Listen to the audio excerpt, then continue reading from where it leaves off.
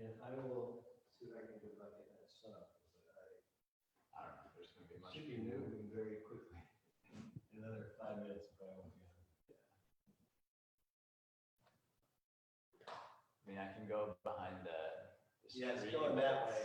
Yeah. So then it'll go behind there.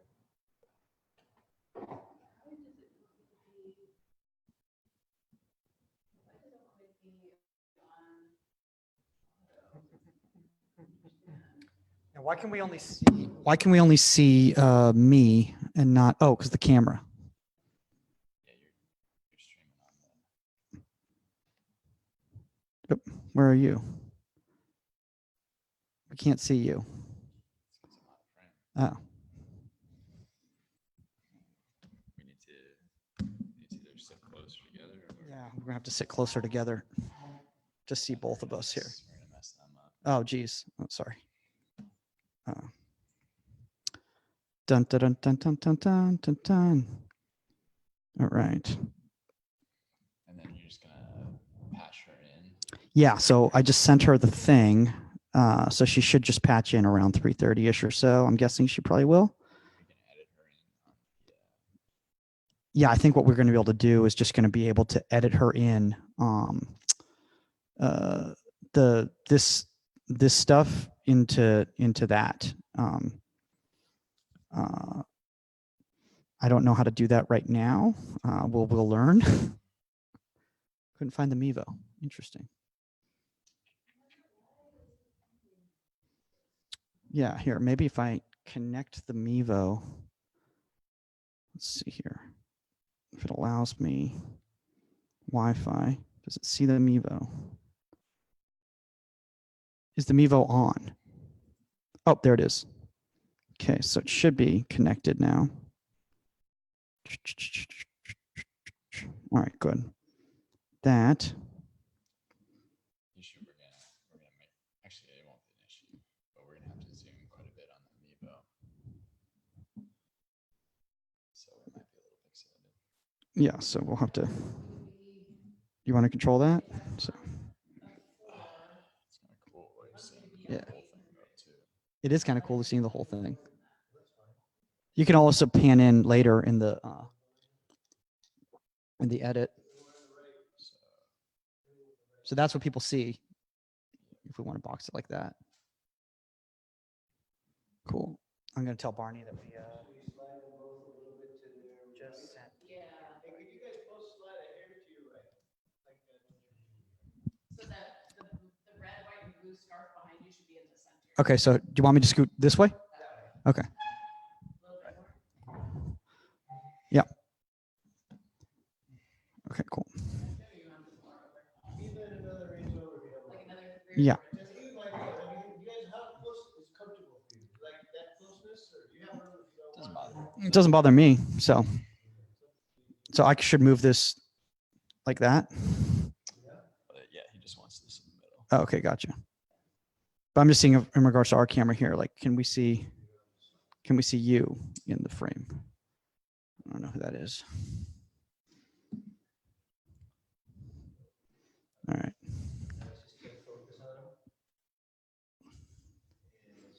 And you're gonna give me audio from that little guy, right? And, Yeah. oh, Patrick, do you need headphones? Yes. Do you wear headphones? Yeah, please.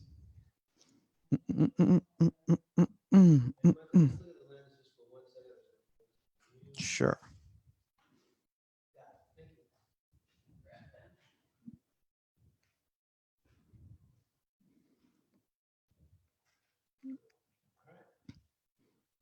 What I might do, might make, oops, not end. Might make this box smaller so I can see here more, and then, huh? It's okay if my face isn't all the way in it. Okay. Because we're just gonna be on with her, right? Yeah. Yeah. No, it's all right. I can come over there. I just don't want to. All right. Live on Facebook.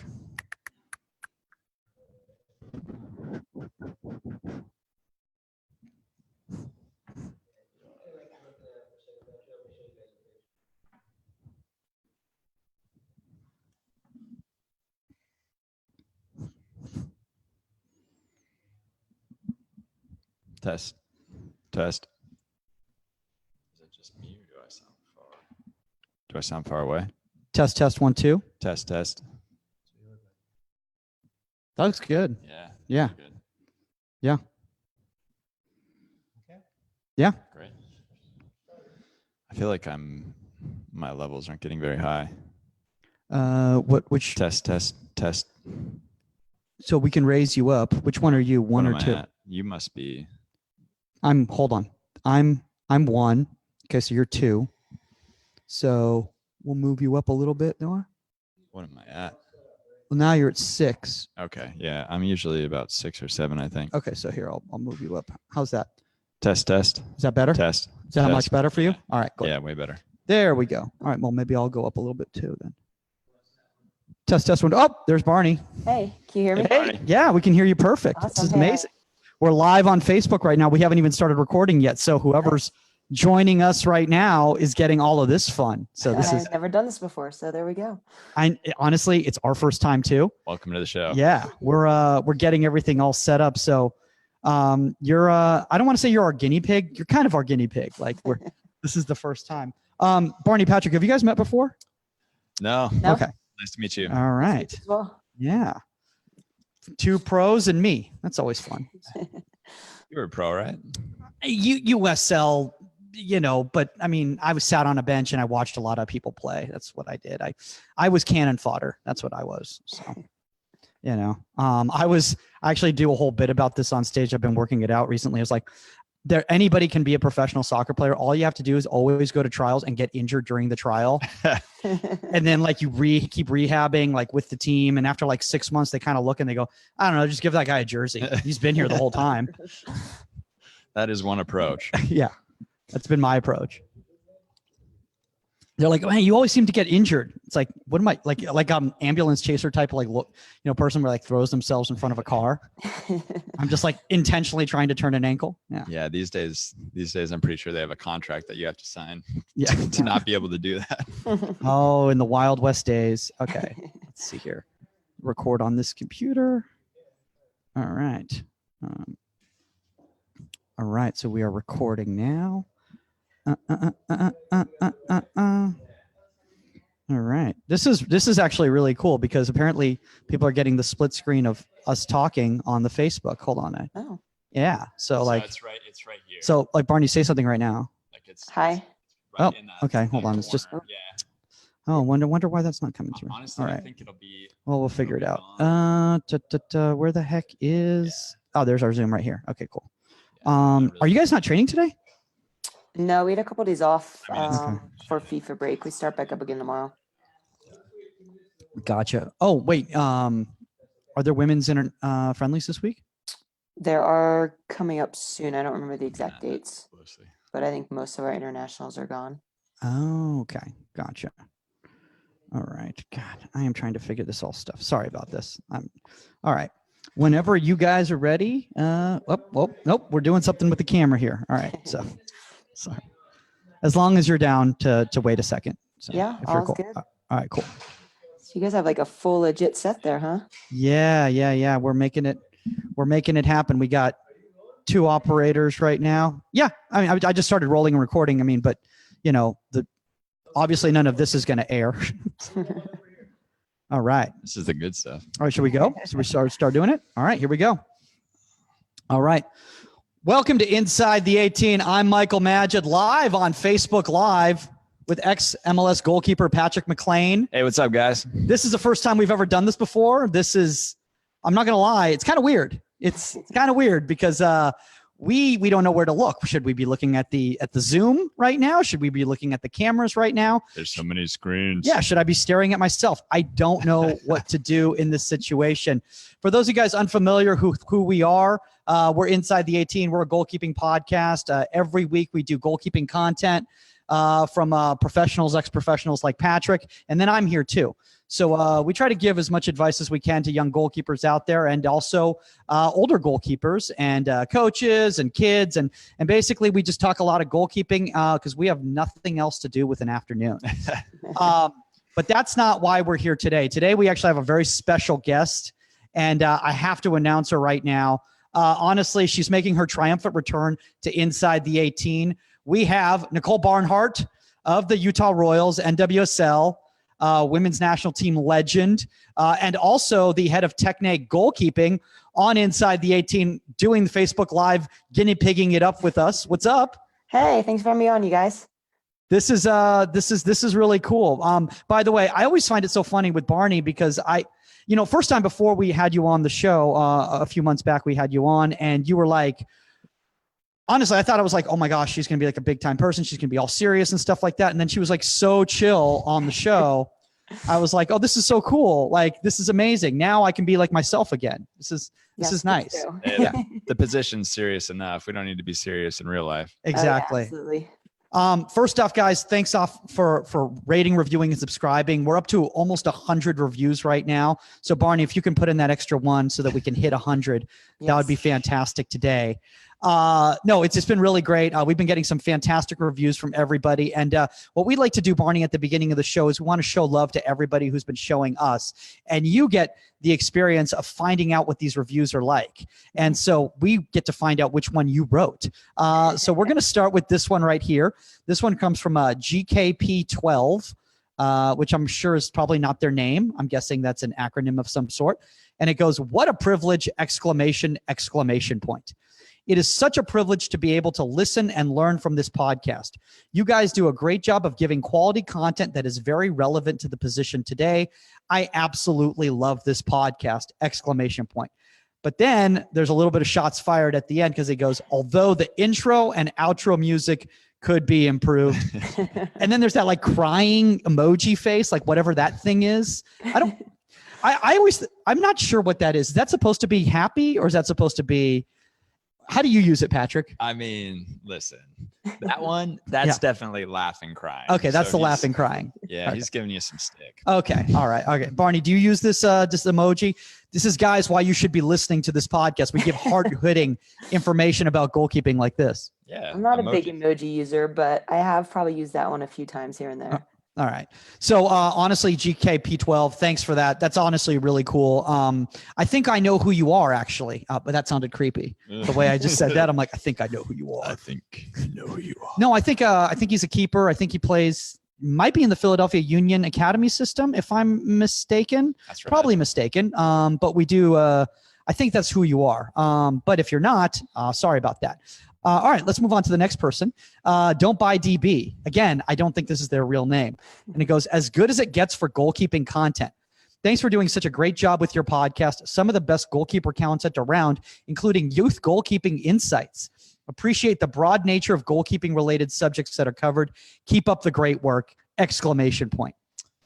Much appreciated. Yeah. Thanks, Don't Buy DB. I think this is actually their second review. I think Don't Buy DB's left 2 reviews right now.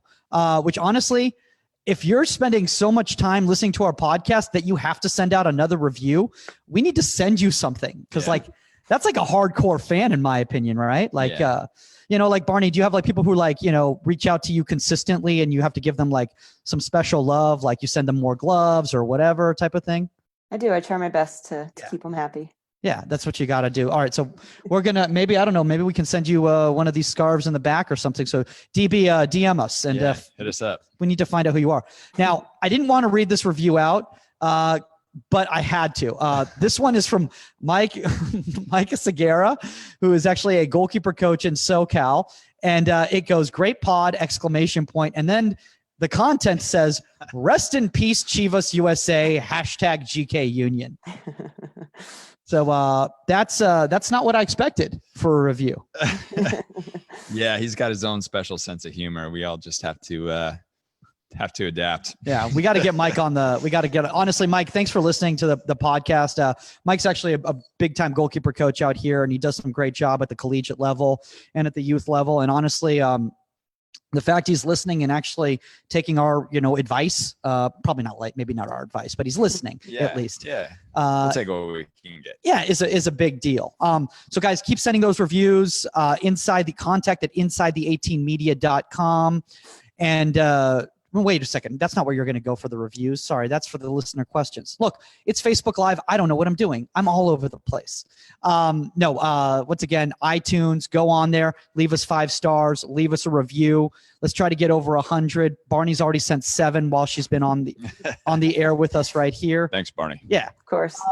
And we'll read a review online. I mean, hey, how much better can it get than you guys getting to hear your review blasted out to all the dozens of people listening right now? That's right, guys. There might be 10 people listening right now. No, we have a lot of people. And honestly, we really appreciate your feedback too. It gives us something to talk about. Your questions give us something to talk about. So we really encourage you to do that because we want to talk about what you want to hear about. Yeah. And honestly, it gives us something to use for fodder here, because otherwise I'd have to fill airspace with trying to make it sound like I know what I'm talking about goalkeeping. And then Patrick has to be like, oh, great. Well, now I have to explain all of this. This dude doesn't know what he's talking about. All right, let's get to some listener questions here. So Barney's going to get involved right here before we get into today's episode, which is going to be all about building a training program and how Techne goalkeeping can help you and all of that fun stuff. So first off, this comes from Yavin Van de Sar, which I'm assuming is Edwin Van de Sar's son. Yeah, probably. Yeah, probably Edwin Van de Sar's son. And that's what he does. He says, you know what, Dad? I don't need to listen to what you have to do. Yes, you might be a legend. You might have played at Man U, Champions League, all that stuff.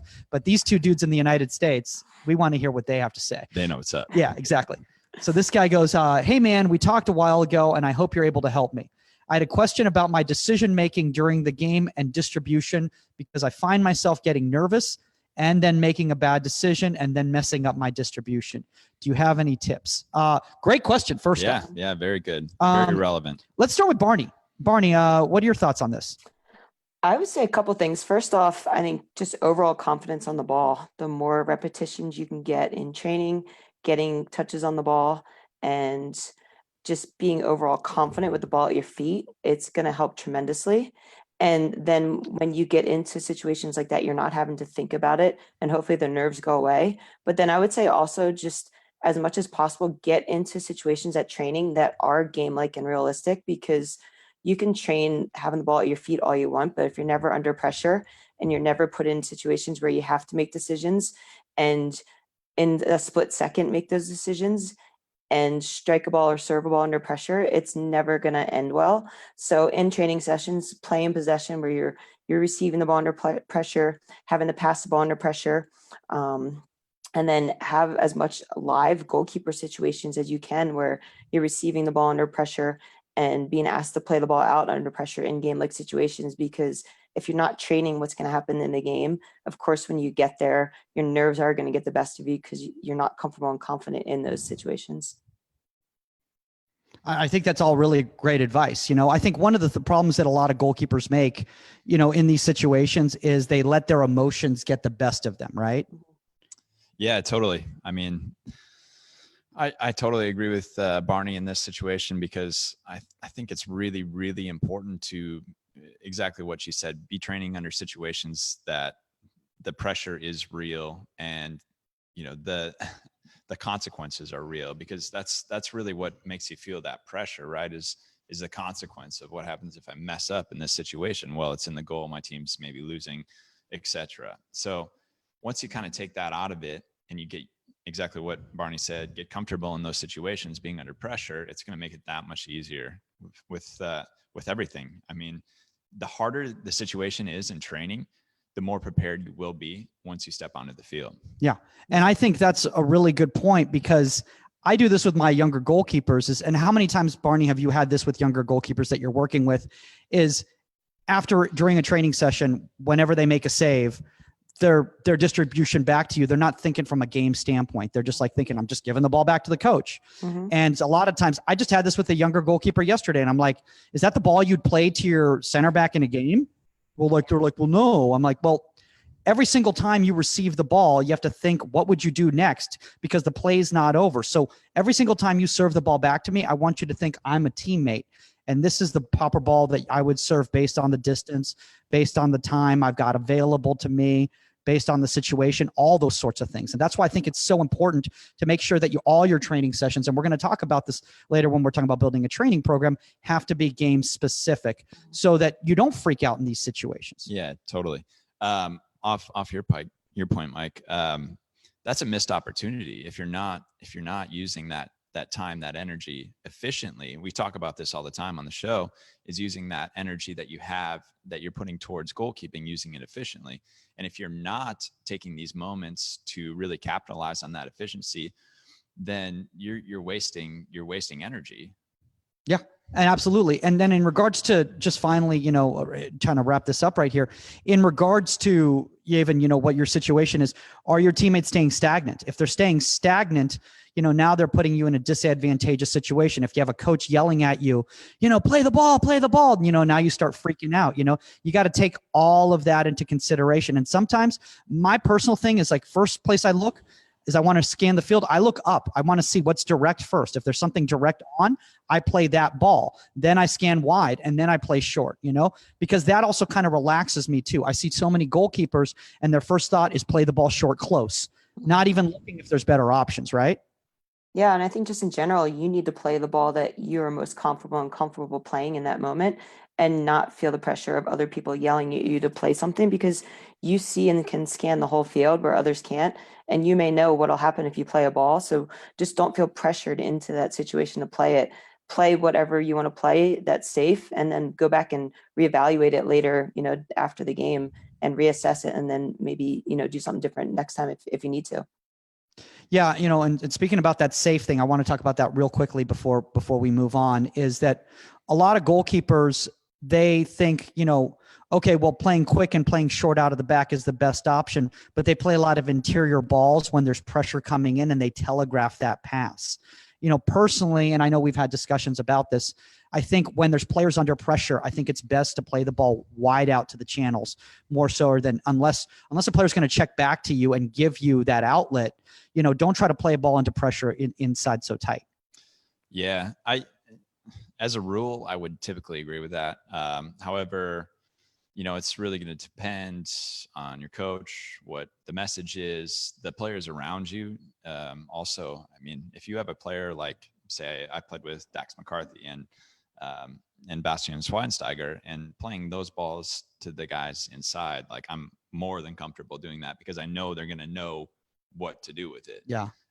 Guess that's a lot different than playing men's 7-a-side on a Thursday night. Yeah. So you got to be smart about how you read your team, how you read the situation.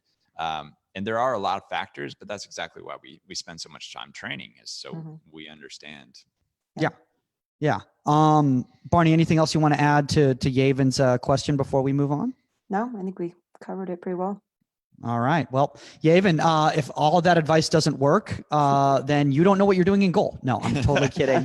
Honestly, I hope that really helped. And remember, guys, if you have a listener question, contact at insidethe18media.com, or DM us on Instagram at Goalkeeper Podcast, or at Twitter at Goalkeeper Pod, or Facebook at Goalkeeper Podcast. Basically, anything to do with goalkeeping and podcast, you'll probably find us in some way. All right, let's move into today's topic of the week, which is how to build your training program, which is a topic I've wanted to have on for a while on the podcast. And it just so happens that this is the perfect time, because today, Barney, is what? It's the official launch of what? Of Techne GK and the Techne Futbol app. So Techne GK is a football app. And for those of you guys who are unfamiliar with Techne Futbol, I don't know where you guys have been. It's a brilliant program that Yale Averbush West has been putting together for a while now, working with field players, and now they're bringing the goalkeeping element into it. Barney, we had you on a few months ago when you guys were still kind of in that beta phase, developing it, and now it's live. And honestly, I started to check it out, and it was pretty awesome. So congrats to you, and I think everyone needs to check it out. So first off, let's just kind of talk in a general sense. What are kind of the key components of a training program for goalkeepers? Whoever wants to start. I think for me, there's kind of a couple topics that I think are pertinent that you really should focus on pretty consistently. One of which is the basics, focus on the foundations of the position that are the smaller components that I think a lot of times are overlooked, but they're really the building blocks to help you be able to do the bigger things in the bigger picture. And it's what really kind of allows you to make some of the bigger saves when needed. And I think oftentimes people kind of want to jump past that part and just get to the bigger stuff. But I think as a goalkeeper, the foundations and the basics, you never really should stop working on. And I'd say even at this point in my career, it's still always a focus. And I think that is what allows you to be successful. So that's one thing. I think just overall reps, how many reps can you get working on your handling, working on your hand shape, working on your footwork being clean.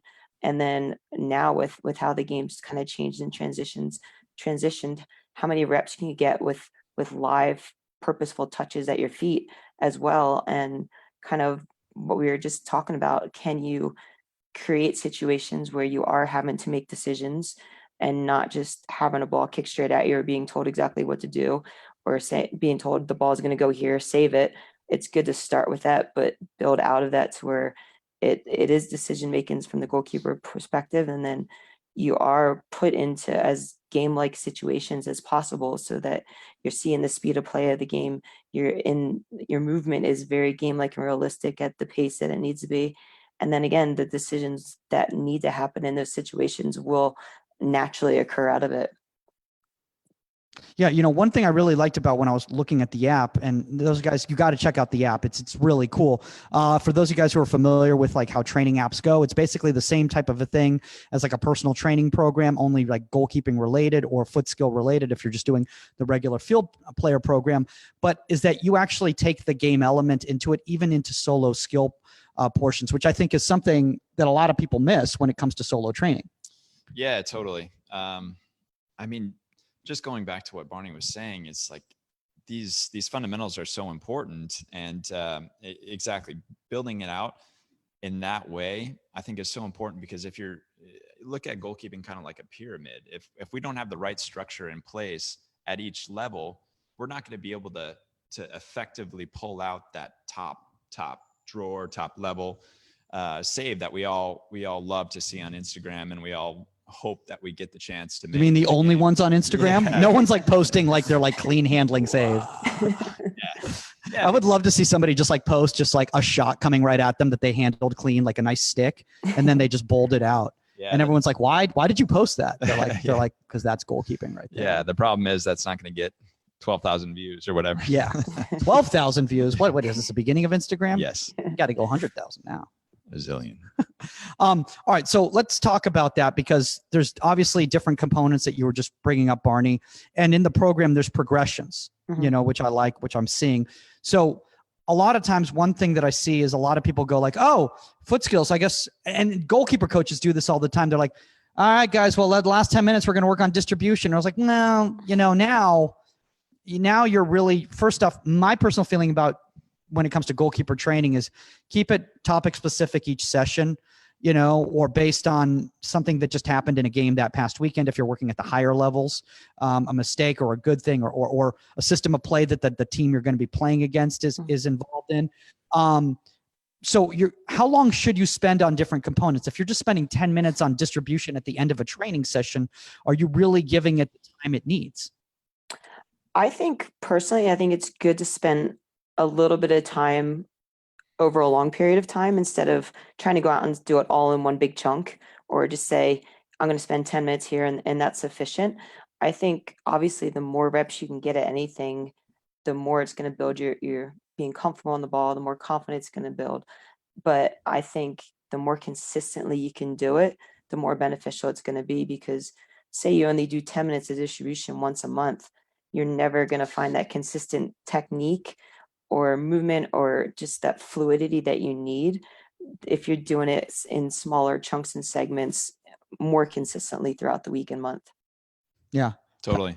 Hey, I think there is, especially where the game has evolved today, the footwork aspect of things is so important. And you think about how much of the game you spend with the ball at your feet, especially if you're on a possession oriented team, which most of the teams are, are turning to these days, because Is there such a thing as a team that's not possession oriented now? I've honestly, like, every single team I've seen, including like last week, I was talking to a coach of a U9 team, and he's like, we play real possession, very like, Man City like, and I'm like, dude, they can't even dribble a ball yet. What are you doing? That's impressive if that's a fact. Oh, dude, that team was legit, according from what I've heard, because he told me that they're, nationally ranked, and that means a lot at 8. So that's a whole other episode, right? Right. Basically, in where the game has evolved and where it most likely will continue to evolve is this possession-oriented style. And when you think about a system like that, you spend most of the time with the ball at your feet, as opposed to making this game-changing save. And while that game-changing save is what professionals are paid to do, essentially, the majority of your time will be spent making good decisions with your distribution. So that's my take on things. Yeah. So let's talk about the distribution element of Techne goalkeeping. How much of Techne goalkeeping is involved in distribution? So basically the setup of the Techne GK sessions is there's 3 kind of categories that each session will have. The first one is foot skills. The second one is focused on, we call it technique, but the focus is mostly on the kind of handling and footwork components. And that's kind of the broad picture of that delves into a lot of smaller components of that. And then the last one is the physical component. So a little bit of like jumping, agility, endurance work, movement work, a little bit of strength stuff that I think oftentimes gets overlooked by a lot of goalkeepers, especially younger goalkeepers, but it's such a huge part of the game, as far as preventing injuries, but also allowing you to do the movements and the tasks that are asked of you as a goalkeeper. I love the fact that you brought up preventing injuries, because I know a lot of younger goalkeepers, they go like, I don't need to warm up. I can just jump out there. And it's like, well, if you want to be like Barney and play for, Barney, I think Barney will be playing at 100 years old. She'll still be out there. She'll still be the number 1 for a team out there. You really need to take care of your body. And the fact that you are a goalkeeper, I think that's one of the really important things. Is a lot of times people get these training programs from people that don't understand the position, and it's very difficult for them to really know until they've actually been there. And that's so cool that you spent the time. Like, did you work with a personal training, speed and strength coach to develop that program, or did you just kind of go, these things worked for me? Like, how did you go about that? I think for me, it's just, there's been a lot of thought put into all of this. It's been a couple years in the making, and I have spreadsheets of all my thoughts and ideas in place. But I think it's just different aspects and components of the game that I feel have been really beneficial for me, or that I feel will be beneficial for goalkeepers kind of coming up through this more modern game. And I've tried to just take little bits and pieces and develop each one in a special way, but make it very goalkeeper specific. And again, I realize that you're never going to be able to fully train on your own as a goalkeeper in realistic game-like situations, but how realistic can I make them, and how much can I challenge you to be clean on your touch, to be clean on your handling, to focus on the components of movement that are game realistic, that will, challenge you to make your touch clean, because it is how you would be moving and receiving a ball in a game, and not just standing and receiving a ball at your feet. So, kind of as you're saying, as a goalkeeper, the game has transitioned to where most of the game, especially at the higher levels, you're touching the ball significantly more with your feet than you are with your hands, but you're never really training that part of the game anywhere close to as much as you are getting reps with your hands. But as a goalkeeper, you're expected to be probably cleaner and more accurate than the field players, because if you make a mistake, your team's paying for it a lot of the times. But then why isn't that part of the game being trained? So I've tried to, mimic the movement and challenge you to move quickly, to receive the ball, to get your feet right, to get the touch out of your feet, to prepare your touch, know how you need to prepare your touch to play the next ball. So a lot of thought has gone into it to try to make it where it's beneficial to you in the training on your own, to the point where you get so comfortable and confident on the ball, whether it is at your feet or the stuff that's handling components as well, that when you get out on the field, that bigger picture just kind of slows down, and it makes it a lot easier for you. Yeah, one thing I want to bring up is that I actually tried to do one of the activities. This is before the app even came out, just from one of the YouTube videos. And I was like, oh my gosh, this is way harder than I thought it was going to be, because you had the cones, and what I love is you had the limitations in regards to the space where you are allowed to receive the ball. A lot of times I see distribution activities online, and it's nebulous. They're like, well, and you're doing it like this, but like you're saying, where you play that ball in regards to your touch is just as important as how you play that ball, so you need to, that prep touch needs to be into a specific area. And you, with the cones, having that limitation at speed really, really is incredible. Yeah. And I know you don't have realistic players running at you and challenge you as you're receiving that ball, but having those cones as kind of a restricted space limitation, it puts that mental pressure on you. So you are building some pressures on yourself throughout the exercise that you may not necessarily realize, but are purposely built into the exercises for that very reason. Yeah, I want to talk about the fact that you're saying you don't necessarily need partners, but are there ways to incorporate other people? Let's say you've got a friend who's doing the Field Player app, for instance. Is there a way for them to utilize their activities with your goalkeeping activities to kind of perform this super activity? I don't know. Right now, it's the whole kind of idea is it can just be you, a ball on a wall, and very minimal other gear needed. Maybe a couple cones, maybe a couple tennis balls, maybe a jump rope for the goalkeeping part, because I do think that's such a beneficial activity that's so overlooked. But it's just, you need very minimal space to be able to do this. But you can go out and literally train on your own when you want, go at your own pace, which I think is huge. You're not in an environment where you're being pressured by other goalkeepers waiting in line to get reps, but you you can go as slowly as you need to perfect it. And I think that's like a big part of it is you want to work to master these basic skills and techniques of a goalkeeper, and you can go at the pace that is good for you to do that. So if you need to spend 3 days on one exercise or one little component of the exercise to get it right before you move on, that's perfectly good and very encouraged. And then that will allow you to move on to the bigger part of it as well. Barney, you don't know this, but actually Patrick, when he was younger, he literally would have done the Techne goalkeeping app, because he basically created this for himself when he was younger, because he was in the middle of the woods and he had to have like a wolf or a bear or something like that to serve him the ball. No, I mean, why don't you tell a little bit about your story to Barney? I was just thinking how much I would kill for this app as a kid growing up where I grew up. I mean, the resources were limited. Mm-hmm. So I had to do everything that was in my power to create these creative situations for myself, keeping in mind the fact that I would have pressure. And it really just forces you to, come up with these creative situations in your own head. And, as great as that was, it would have been so much more beneficial to me had I had an app like this, because then, I wouldn't have been necessarily floundering as much as I did. Yeah. But in that floundering, I found some level of self-sustainability, and it's really helped me, because I haven't really had to rely on a lot of people in my journey, because, I've taken the time to train on my own, to spend the time doing these things, and to understand how to get the most out of my time and my energy. And,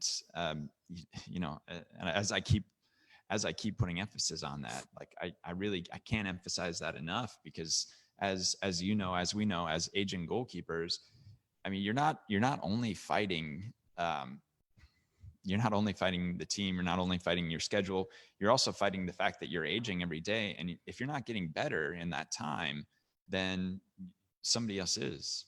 Yeah, wow. Absolutely.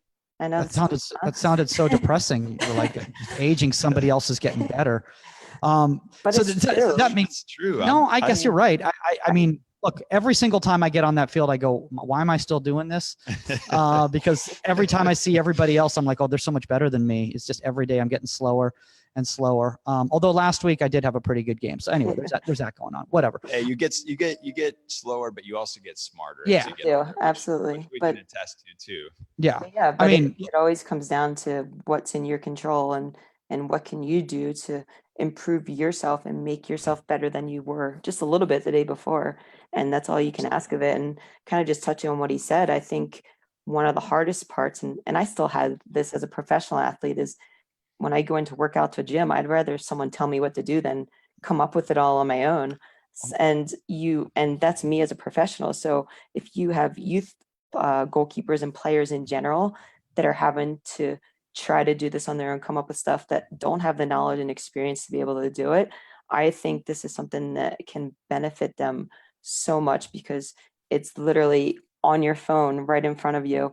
It breaks it down for you. It gives you a session. The goalkeeper session will come out once a month. So you have 1 month to really master the exercises that are given to you in that time. And it literally is all right in your hands and you can make the most of it. And it's all in your control because it breaks down. It has a video that shows you how it should look and how it should be done. There's all kinds of descriptive information that explains what it should look like, how it should look. And then there's a lot of advice and tips that I think oftentimes are overlooked in these things that goalkeepers aren't told to look for, but it'll help you tremendously. So again, I think anybody would love to have something like that just handed to them and say, here it is, go do it. And I think there's a really cool thing that we're seeing right here with Barney is that the passion that you're showing in regards to, and look, I don't want to make it an ad for Techne Goalkeeping because this is not an ad for Techne Goalkeeping. We want to talk about building a training program, but this is really cool. And honestly, it's not like, like on The Simpsons where it was like Krusty would just endorse everything. Like, it's not like Barney is like, it's like Nicole Barnhart's like Techne Goalkeeping. And like, she's like, I don't know what they did. I don't know. Yeah. We're not being paid for this ad. No. We're doing this because we see the value in it, and we want to really make an effort to promote and show off people like Barney who are doing things that we find are very valuable to the goalkeeping community. Yeah. And so let's talk about the 1 month program, because that was actually a question that I had in here in regards to the periodization of a training program. A lot of goalkeepers don't understand how to periodize their training program based on, whether they're in season, whether they're out of season, whether they're getting ready for trials, whether it's the summertime, if they're a college player, all that sort of stuff. So with Techne Goalkeeping, can you help periodize your training programs? Yeah, I think it can definitely, it's going to vary a lot individually, obviously, and it will kind of be dependent on where you are in your season for sure. I'm not going to lie, some of the exercises are very physically demanding, but you have to realize too, as a goalkeeper, our period of work time tends to be a little bit shorter than a field player. So it's a little bit shorter bursts of hard work than the longer extended stuff a lot of times. But I think that it's important to kind of realize that the cool thing about this program is it's very different than your typical goalkeeper training because you're not out there diving around and pounding on your body.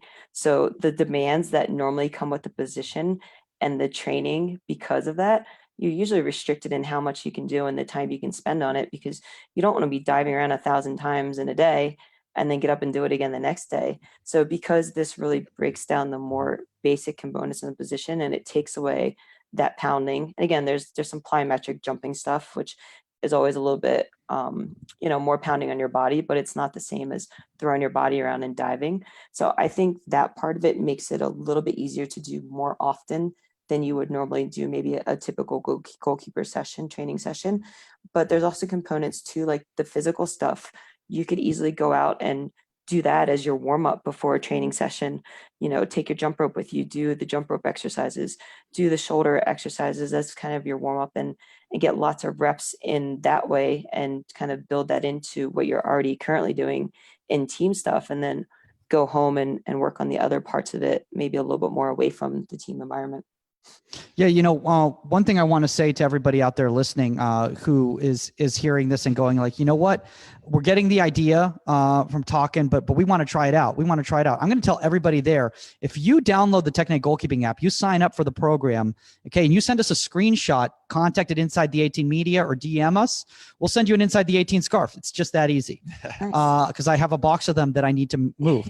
No, because we want to show we want to show love back to people that are putting time into their career and their game. One thing I want to bring up is mistakes, okay? Because one of the reasons why Techne goalkeeping exists is because a lot of goalkeepers out there, I've seen you guys training on your own, and a lot of you making a lot of mistakes. So Patrick, let's talk to you, for instance, somebody who did not have Techne goalkeeping and had to go through it through trial and error. What are some of the mistakes that goalkeepers make when they're putting a program together for themselves? I would say Barney really hit it on the head here when she said you're really pounding, like you're grinding and you're pounding your body by diving so many times. And I'm like the quintessential victim of this type of training, because I spend so much time floundering. Like I spend so much time just trying to find any way to be the best version of myself that I could as a goalkeeper. And I think that's a real mistake that people make, because your body is not invincible. Like at some point it starts to break down. And if you're trying to have a very long career, or long and successful career, the best way to do that is to not get injured. I mean, in all reality, and I'm a victim of injuries because I made some of these mistakes as a younger goalkeeper, and I did some of these things. And you might think, okay, well, they're 18 years old. How much can it really affect you? And maybe you don't see the effects for a couple of years, but at some point, that lack of efficiency will in some way come back. And what I really, really love about this app, and I wanted to say this a little bit earlier, is that it's really leveling the playing field, right? So a lot of this information might previously only be known to, say you're in a U.S. men's national team camp, or you're in a really significant high-level training environment. Like the Utah Royals in the NWSL. Exactly. Yeah. Well, I'm saying more geared towards youth. No, like, no, I like these youth players. I had to say something, right? A lot of these guys, guys and girls, have access to all this information, and with the internet and how it's evolved, we've gotten more access to this information. But this is straight from the source of somebody who's playing at the highest level in American soccer, and she is, in essence, creating a more level playing field for those of you who might not necessarily have the same opportunities, which I am 100% for. I love that, because I'm a firm believer in iron sharpens iron. And we want to create the best goalkeeping culture that we can here in the US. Yeah, I think that's what it is. This is a cheat code for the United States to dominate the goalkeeping realm once more. No, honestly, I'm putting it into ways that kids understand nowadays with video games and stuff like that. This is essentially a cheat code. It's a cheat code so that it levels the playing field. And just because you're not playing at the top club, or you're playing in an isolated area like yourself, you can still get the same opportunities, because there's so much talent. And Barney, this from training in certain areas, and you've worked with youth all over the country, that, my gosh, you're like, man, if this kid had grown up in a high soccer community, how far would this kid have gone? But they just didn't have.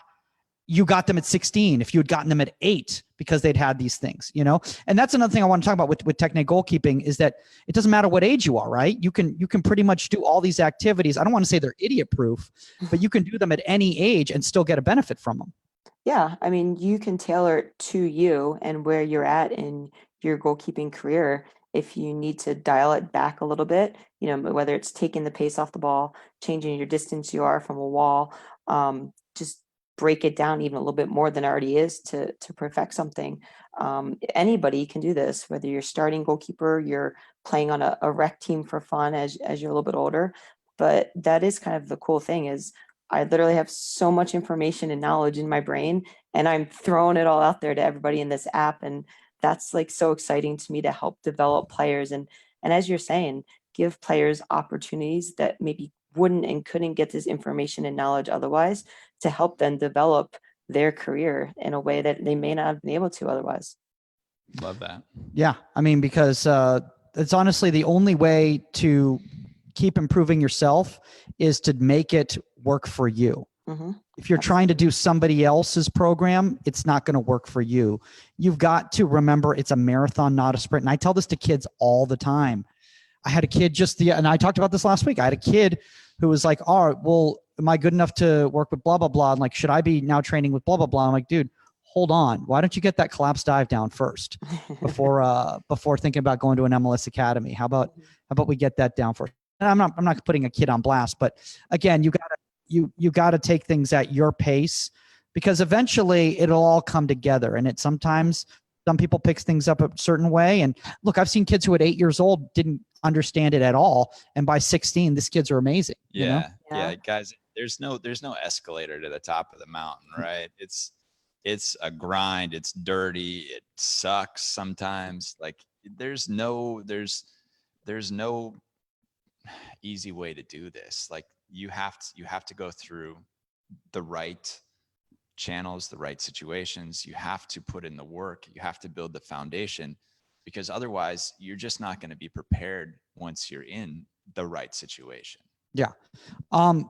Barney, I know you've got a lot going on and stuff, so I don't want to take too much of your time. Although this, honestly, I feel like we could talk about this forever. I could talk all day.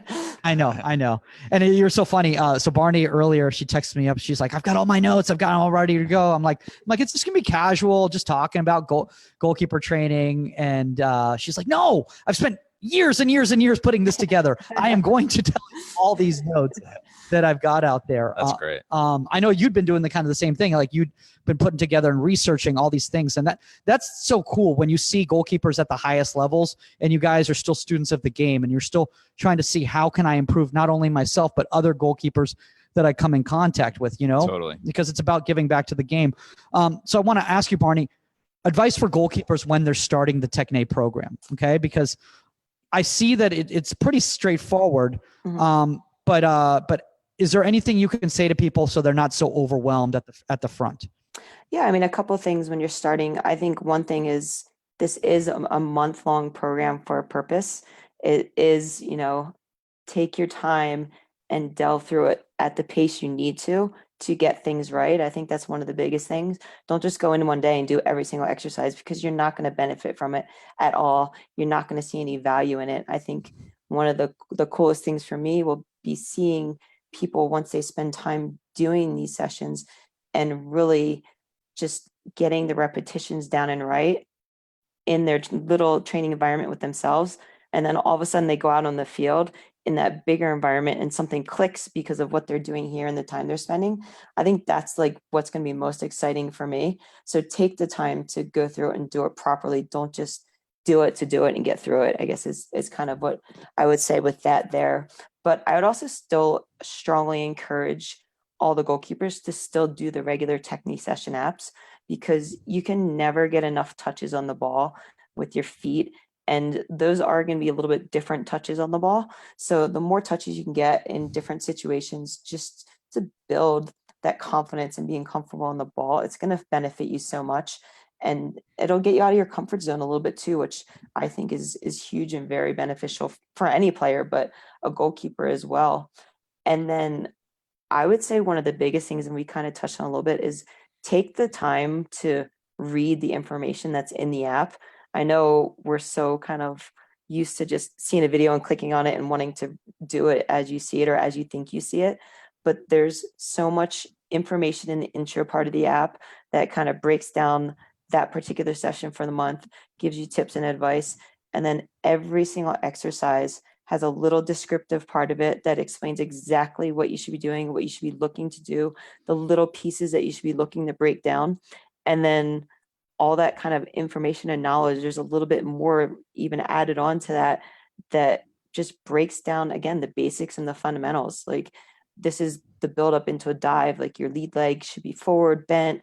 You should be dropping your body low. Your lead shoulder should be forward and attacking the ball. So it's little piece of information like that you're not going to get just from watching the videos. And I think those are like the specifics of the position in the game that are often overlooked, especially at the youth level, because people do want to just like fly around and dive around. And I think, as you get farther along in your career and you realize that you don't want to fly around and dive around as much anymore, you kind of realize the importance of good footwork to get you to a save. And it may look easy to like the common person, but like as a goalkeeper, you sometimes realize how difficult of a save it was that goalkeepers made look easy because their footwork and movement and body shape and everything that made it look easy was right. But to like the common eye, that's not noticed. So I do think there's so much information in the app that people can get so much out of, but you actually have to take the time to read it.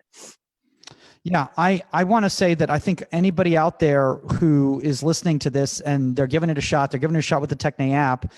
I want to see, because Barney brought up a great point about like, it's so cool when you see people, something that they're learning, and then you see them actually apply it to the actual game. Send us your demo and then send us your game footage and show us how that progression happened. That would be awesome. If you can send that to contact@insidethe18media.com, we might even post that up on our channels and stuff like that. And then Barney, I know you have a newsletter, right? Yes. That you send out to people with different advice on goalkeeping. Tell us a little bit about that. Yeah, so kind of in the build up to before the goalkeeper part of the app came live, I've been doing monthly, and it's kind of even turned into bi-monthly emails out to our Techne GK kind of community that we build up. And it's just different topics that I think are important to cover. And sometimes it's breaking down different small aspects of the game. Sometimes it's breaking down bigger components of the game. Sometimes it's just a little tidbit of advice that I think is important, whether it's mentality, focus on footwork, handling, whatever it is. I'll send an email out with just my little breakdown of that topic. And I've done a couple where it's one topic that's spread out over 8 different emails to really kind of break it down and delve into the details of it.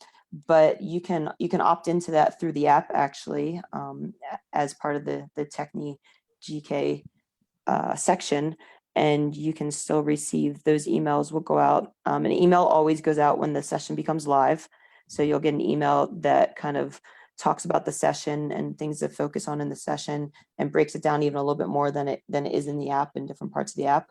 But then there will be another email that goes out about halfway through the month, and it's just going to cover a broad spectrum of different goalkeeping topics. And I'm always asking people to send in ideas of things they would like me to see covered in those as well. But again, it's just tips and advice on ways to use the app, and just different parts of a goalkeeping position in the game that I think will be beneficial. Yeah. And Barney, what you're saying about, looking for advice, you're so humble, because, when I've been texting you about the app, you're like, oh, cool. What did you like? What didn't you like? What do you want to see and all that stuff? And, coming from somebody like yourself, from who plays a high level, talking to an idiot like myself and being like, well, what can I do to do better? I think that's what's so great about the Goalkeeper Union, is that we're all looking to help each other build the best programs for everybody. It's not about us and our program and our mentality. It's about helping others. So we need to keep growing. Phil Whedon always said this. He said, always keep learning, always keep learning. And it's going to be a process, even when this such a cool app is already available, but you're going to see it keep evolving as it keeps going. I know we've kept you for a while, but where can people find the Techne app, first off, the goalkeeping app, and where can people reach out to you if they want to know more about Techne goalkeeping? You can go to the Techne Futbol website, and I believe there's links on there. You can download the app from the App Store as well. And all of my contact information is on the website. It's just barney@technefutbol.com. And I'm always open to feedback, questions. Send me stuff of you doing stuff in the app. I would love to see that, and I'm excited. I hope everybody else is excited about this as I am, and I've put a lot of time and effort into it, and I really hope that people can gain from it what I hope they can gain from it. Yeah. And I mean, Patrick and I, we're just that's what we're going to do right after we get off the phone with you is we're going to start working on the Techne goalkeeping app right here, actually in the studio is we're just going to put a ball down and just start hitting it off the wall. Actually, they would not be happy with that in any way whatsoever. All right. Well, Barney, honestly, thanks for being on Inside the 18. Best of luck with it. How many games do you guys have left now? Just one, and season's wrapping up, which is crazy. It flies by. It's amazing. Well, I mean, it's been, I know, quite a season for you guys with the World Cup and everything going on at the same time. But I mean, honestly, a phenomenal performance, from somebody like yourself, a veteran who had to step in and become a number one once more and take charge like that. I just really great season. You should be proud of. So. Thank you. I appreciate it. And thanks so much for taking the time to talk about the app and goalkeeping stuff. Yeah, for sure. You guys do a really awesome job, so it's always fun to be on. Oh, thank you. Well, that's awesome to hear. So for those of you guys listening on Facebook Live or listening to the audio podcast right now, don't stop listening because we're going to continue going without Barney as we're going to let Barney go. We're just going to talk about the week in goalkeeping. So Barney, we'll see you later, and give us 1 second, guys. Awesome. Thanks, guys. Have a good one. Hey, Barney. Thank you. Later. All right. So moving on, guys, that was Nicole Barnhart again from obviously Techne goalkeeping app. Really great interview, honestly, Patrick. I'm pretty excited about how passionate she was about it all. Yeah. You should really take a lot from what she's able to offer and putting it in this platform. I mean, listen, the people who want to get better are always going to take the time and do the right things to get better. And the big determining factor on who shows up to this is just who wants to get better and sees the value that an app like this, that a situation like this can provide. Yeah. And again, guys, I want to tell you guys, this was not like an advertisement for Techne goalkeeping. Like if I didn't believe in this and I didn't think what Barney's doing and Yael's doing and stuff like that, we wouldn't bring it up on the podcast. We're only going to bring you stuff that we think is relevant to your training program, and whether you want to use it or not, that's up to you. That's not, we're not saying you have to, we're just saying these are options out there for you. Yeah. We're not salespeople. We're just goalkeepers. Yeah. And, we see the value in this, and that's really what we want to show through all of this, all the time that we've spent talking on it is we see the value, and hopefully you will too. Yeah. So speaking of value and speaking of goalkeepers, I want to talk. I know this is going to get a little serious right here, guys, but I want to give a shout out and to some people right here who are putting a program together for Joe Velasco over at Impact Goalkeeping Academy. For those of you guys who might know him in the Southern California area, he runs Impact Goalkeeping Academy, and a really well-loved guy in the goalkeeping community out here. And unfortunately, he's had some health issues recently, which has put him out of commission for about 6 months. So it's been pretty cool, but a lot of goalkeeper brands and coaches around the country are coming together to help Joe out. I just want you all to know, Joe's a great guy, and he's a humble guy. He didn't ask for this. This came because everybody saw a need. And here's the thing about the goalkeeper union. We're all here to help each other out. So some of these brands and coaches have come together to put together these shirts, basically these commemorative shirts. They say GK for life, hashtag GKunion. We're all here with you with Big Joe. And you can actually get these shirts. All the money is going back to Joe Velasco and Impact Goalkeeping Academy. Because like I said, look, we know as goalkeeper coaches, when you have to take 6 months off from goalkeeper training, it definitely puts a little bit of a strain in the pocketbook, doesn't it? Totally. Yeah. So we want to do what we can. So honestly, there's about, I think, 30 shirts left, small, medium, and large. I believe all the XLs are gone, for all the big goalkeepers that are already took them. So, if you're like a 5'8" guy like me, you got one of those smalls or mediums ready to go for you. And honestly, even if you can't fit into one of those, the money goes back to a good place. So to send it out, all you got to do is it's just $49 plus $5 shipping. Venmo at Mary Panderson, and include the shipping address and the size, or you can DM us here or contact at insidethe18media.com, and we'll put you together with the right channels. Also, big thanks to another Joe Zimka from Camp Shutout and Stan Anderson at Camp Shutout, for putting this all together. Honestly, Big time, guys. I mean, big time. They raised awareness to me. I wasn't even aware of what was going on, which made me feel like a horrible person. But really shout out to you guys for taking the lead in a project like this, and for all the programs out there. We wish you the best, Joe, in a speedy recovery. That's all we can say there. So speaking of recovery, Thibaut Courtois apparently got injured in the Champions League game yesterday. And I want to move into the weekend goalkeeping because this was an interesting game. This was Real Madrid was playing against Club Bruges yesterday.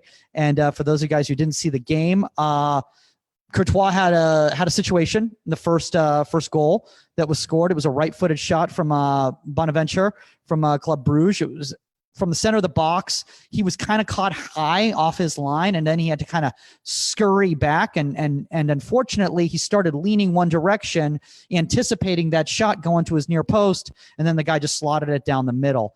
How'd you feel about this, Patrick? I'm going to speak about this very generally. I mean, yeah, there are situations when it's important, and maybe the only way we get to it is if we anticipate. However, when you get to a level like Courtois is at, and you're playing against literally the best players in the world, they are waiting for you to make a shift in your center of gravity, a shift in just the slightest thing that they can take advantage of. You stay up in a situation like that. Maybe this is a different conversation. Who knows? All that I can say is you give yourself the best chance in general if you try to play it as reactionary as possible while staying balanced. Yeah. And I think that's one of the things is, yes, he got caught high off his line and he did recover. It's tougher when you're a guy who's 9 feet tall like Courtois. I mean, it's got to be tough to get, he's only 9'4", to get back to the goal. But the thing is, I think he should have stayed big there as opposed to starting to lean, because he's such a massive frame. If he had just stayed big, even if he's leaning one direction, he still probably gets a touch to that ball. Yeah. And what I tell a lot of goalkeepers, because a lot of goalkeepers are always under the impression that they have to fit into a certain box, right? They have to fit into a certain look. They have to fit into a certain size or whatever it is. Just work what you have to the best of your abilities. And this is a perfect situation for Courtois to be what he is, a massive human. And if with that in mind, if he just uses what God gave him, or whatever you believe, what God gave him, and you don't go early, you make yourself big, I think he makes that save. I think you're right. Yeah. Speaking of getting big, let's talk about the second goal, because this is kind of where things started unraveling. I don't know how you feel about this one. This was again Bonaventure, who was going for the hat trick in the game. I mean, Club Bruges was really bringing it to Real Madrid in that game. This was from the center of the box. It was a high ball played up over into him, and that guy's got some wheels on him. And he came out, and Courtois, again, compact. If he'd stayed compact shape rather than dropping down so early, Bonaventure's able to slip that ball. I mean, it's got pace on it and over him into the goal. Maybe he still could have slipped it over, but if he'd stayed high, I think he's so big, I don't think Bonaventure can get it over him. Yeah, it's tough. I mean, like we always talk about, these moments, there's so much that goes into just being able to play in that moment. And yeah, maybe that week in training, everything was going low and he was feeling really good about the decisions he was making in tight. And maybe this was just one of those situations where he didn't make the right decision. And that's not necessarily for me to say, but for the sake of the show, for the sake of what we do here, I think there's a lot of value in staying balanced and cutting down that angle and just wear it. I mean, sometimes you just got to wear it, right? Yeah. I mean, I had a situation last week, and I'm not putting myself in the same level of a Real Madrid goalkeeper, but it's close, right? Literally one of my teammates, after I gave up a goal because I'd gone down in a similar situation, he said, "Hey man, next time, just stay big. Just stay big. You'll probably miss." And I did. I stayed big in the next one, and I made a great foot save, And that was all because, you know, I listened to Brian Castillo, and I need to do that more. Well, think about how many times these really great players, and I just said it, they're always waiting for you to make a small movement. They expect you to go down. Their coaches are telling them, okay, wait till he goes down before you clip this ball all over him.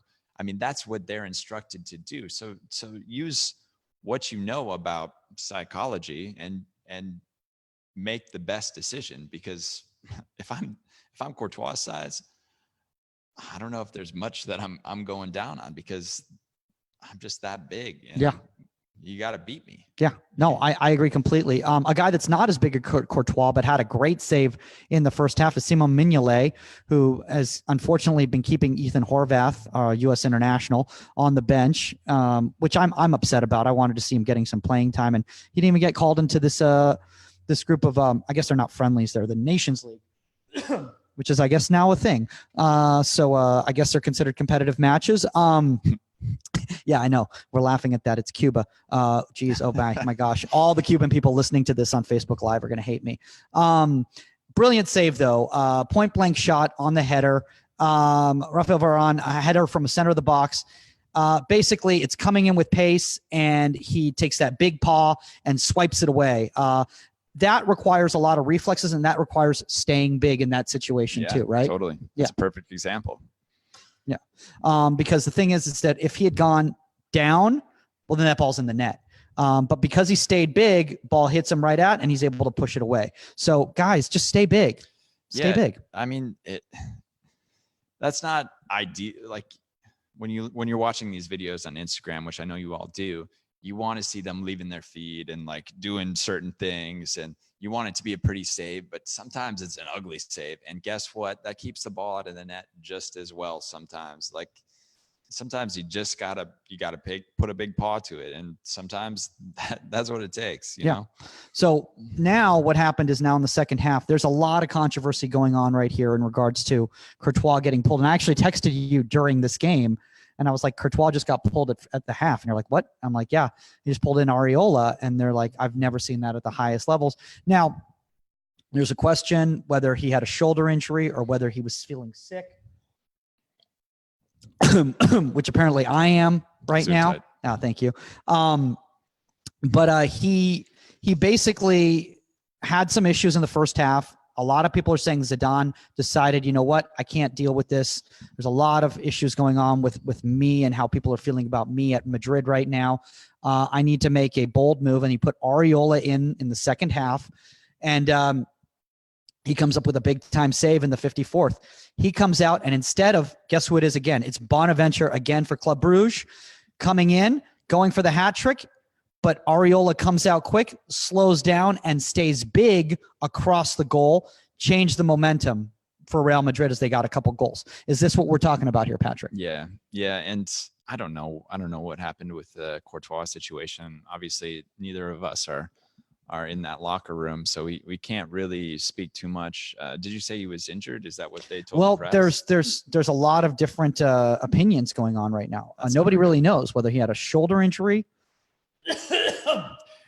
Or I'm getting ill, guys, just thinking about that. Or whether he was sick. You know, and a team like Real Madrid, like these teams that are dealing with, I mean, not even millions, probably billions of dollars, they're going to play everything that they can close to the chest. So even if there is a situation with Courtois, like they're probably going to hold off on telling people about it as much as possible. As far as that goes, you know, if that's not the case, if he's not injured, that's a move. As a coach, that's a move. That's not something that you see too often at the professional level.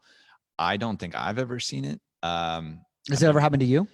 It happened to me the last time in college. And even then it was like, wow, that's kind of ridiculous. You know, I'll give you a brief history. Like we were in a situation, we were playing against Stanford. Overall, I was doing very well. We were taking a lot of pressure, and I was making a lot of saves. And they just decided, because we were 2-0 down at half, they were going to pull me, and they put somebody else in. And the game-changing save ended up coming, and it was one that I was maybe more physically well more physically capable. You can of boast dealing about with. yourself in this situation. No, Just he wasn't as tall of a goalkeeper as I was. The situation was a high shot, the sort of thing that that I would really like to get as a goalkeeper. Those are the saves that you hope for. Anyway, so sometimes, hey, maybe that's what he felt was the right thing to do. I don't know his life. I don't know Zidane's life. I'm sure he's under a ton of pressure all the time. He's dealing with a club that is worth billions of dollars. So that's I mean, it's got to be. I can't even imagine what it's like. But what I do want to talk about is I want to talk about the fact that the cutaway from the defender that Bonaventure had, and then he found the separation for the space to then go inside at Areola. That's a tough move to pull off. And then especially when a player finds that separation, to be able to come across and cover that angle. Shout out to Areola, because that's not easy to do. And honestly, that's big time. And I think that's why I want to see Areola get some more matches. And I was a little disappointed the fact that he came into Madrid now as a number 2, because I think he's a number 1 keeper at a high level. Well, now we'll see. Now we'll see. And we even talked about that. We even talked about, you just never know. You never know what can happen. Nope. Speaking of a guy who has been dealing with a battle between Jeff Antonella and Steve Clark over at Portland Timbers. Steve Clark has been in phenomenal form for Portland Timbers this year, as we've been talking about on the podcast. And this save went viral last week, and I think it's one of the craziest saves I've seen in a long time. It was honestly save of the week for me. I'm sure you guys all saw it after the save. Steve Clark jumped up for joy, basically, like he threw his arms up in the air, and it was the funniest thing I've ever seen, because it looked like one of those like a U7 ASO keeper that is so excited he stopped the ball, and he just threw his hands in the air, and he was so excited. But honestly, it was a really, really big time save. For those of you guys unfamiliar, basically, Gustavo Bau, New England Revolution, hits a free kick from outside the box. It's kind of low under the wall, and Clark doesn't see it until it skips and rebounds off a player, because it's bending in towards the near post. And then he's got to react, and he kind of does the Superman to push the ball away, which is, I mean, so difficult, because the ball's literally rebounding, and then it's going directly underneath him. And guys, this is where we talk about, it's not about the technique. It's about being improvisational and being able to just deal with the ball in front of you, right? Yeah, totally. And I just want to take a minute to go back to the Areola situation. Sure. Just because, guys, if you're not the number 1, I cannot emphasize how important it is that you are ready for your moment. Because, and I think this is really worth saying, because once you get that shot, you never know. You might be the guy for the rest of the season. Areola might be the guy for the rest of the season. I don't know. But guess what? He took his shot. He took his chance. He made a game-changing save. And even if, Courtois is injured or whatever and comes back in, in the back of Zidane's mind that he's going to be thinking, man, this guy, this young guy, he can change the game for me. And so I just really want to emphasize the fact, be ready for your moment. If you're not the number 1, be ready. Do the right things to be ready. Yeah. Because if you sulk and you develop bad habits because you're not getting the playing time at training, then your moment will never come. Yeah, that's 100% true as well. Back to Steve Clark's save. I love this reaction from Steve, because because you actually know Steve. I don't know him well. Okay. We've met, yeah. And obviously we've played on the same fields and etc. But if you just look at how many times field players and forwards celebrate like this, it's like, it should mean something to you. A save like that as a goalkeeper, like, you dream of that. It should mean something to you. And I love that he celebrated in this way, because, not a lot of goalkeepers choose to do that. And I think not only does that gain some momentum for your team, because they feel so much, strong. They feel like you're really on it. You make a save like that. That's momentum changing in itself. But to see the passion, to see how much that moment means to you, I think that's all good. Yeah. And I think also it makes you, I don't want to say, more personable to others, but it brings a human element back to the position, and Yeah, and it totally. lets people know that we're not robots out there. Yeah, You know. yeah. And hey, you guys, you got to be you. And honestly, more power to you if you're the type that needs to scream and yell at people afterwards. But I'm more like the type like Steve. Like, I'm going to celebrate because, again, it's just a game. And I know, at that level, it's their job and everything, and they're getting paid and all that. But, if you lose that joy, it's going to be hard to pull off those types of moments because your mind is not going to be as connected. And your body is not going to be as connected because, you're just doing it just because you have to. And Steve obviously really still loves the game when you see things like that. Yeah, you can. I mean, I think that's what's maybe most impressive about Steve's season so far is like every game you feel like, man, this guy, not only is he on it from a technical aspect, but like it means everything to him because I think he's been in situations where maybe I know for a fact he's been in a situation where he wasn't the favored. So for him to get this, second lease at life, so to speak, you can tell he's really grasping every moment of it. And, shout out to Steve because, you're doing the most and it's awesome. And it's going to be pretty important this weekend because Portland needs points against San Jose in their last game.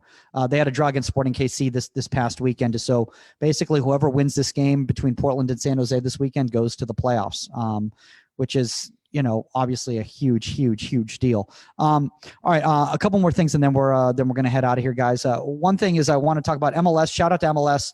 They did an MLS compilation of saves from the past weekend, giving love to the goalkeeper union, which I think was fantastic.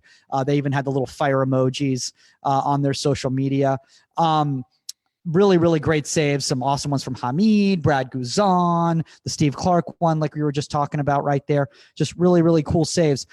I do want to talk about in regards to how young goalkeepers, when they see highlights of big time goalkeepers from a general standpoint, how they should look at these when they're out of context. Because I think a lot of kids see these types of saves and they go, oh, this is what goalkeeping is all about. And like we talked about with Barney, it's still about the simple, clean save. So how should kids look at highlights like this? Should they look at it as entertainment, or should they look at it as like, these are what you build up from all that clean training consistently?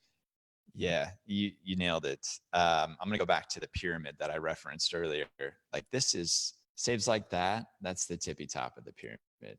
That's because these guys have put in years and years and hours and thousands of hours of hard work and preparation to get to that moment where they're on a stage and they get to showcase that brief moment of joy, of everything that you work for.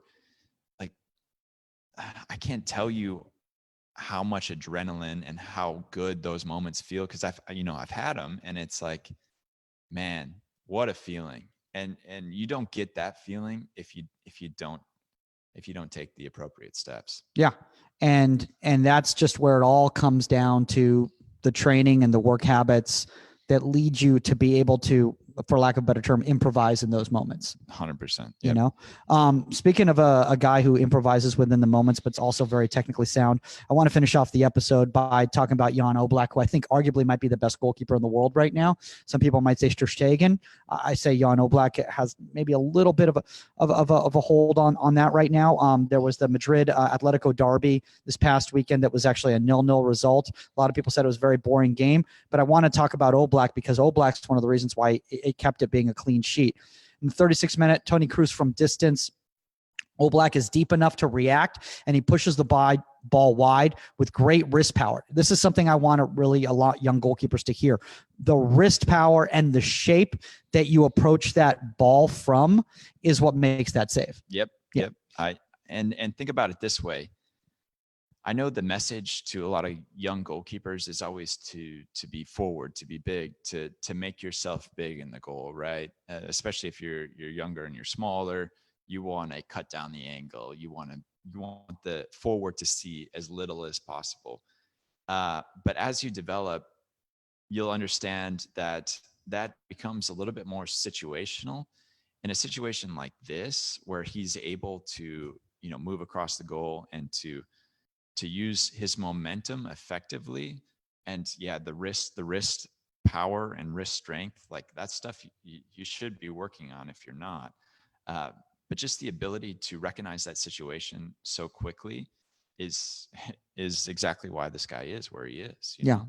And then there was another save that I want to bring up, and that was the outstanding save in my opinion. Another one, Tony Cruz with power, and he hip thrusts around post negative to close the gap. And this is something that I really wanted to bring up. And I was talking to Patrick about this earlier, is that a lot of kids just say, my coach says never go backwards. My coach says never go backwards.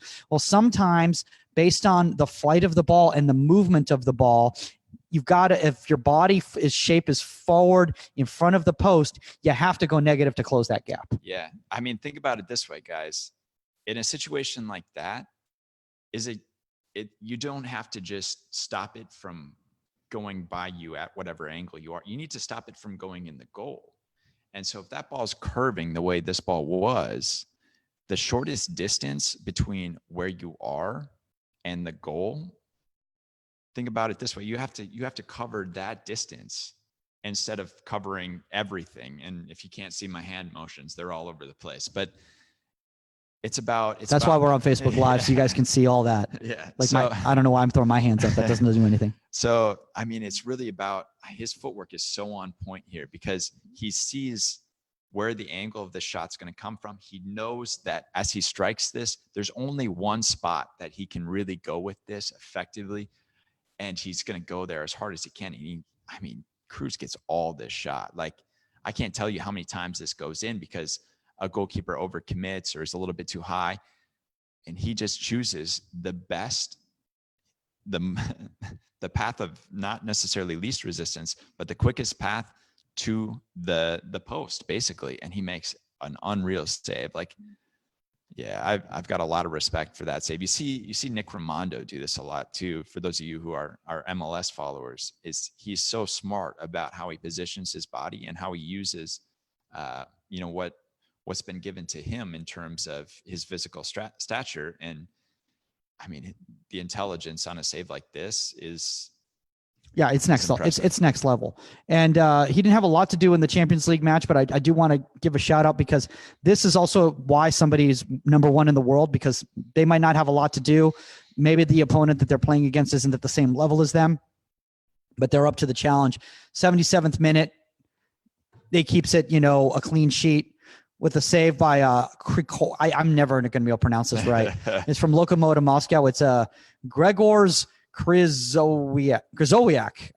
And please contact at InsideThe18media.com, everybody who's Russian, to tell me how to pronounce that properly. I think there was a Z in your prononciation. I don't see a Z there. Oh, no, there's not. Krikowiak. In the first name, there's Krikowiak.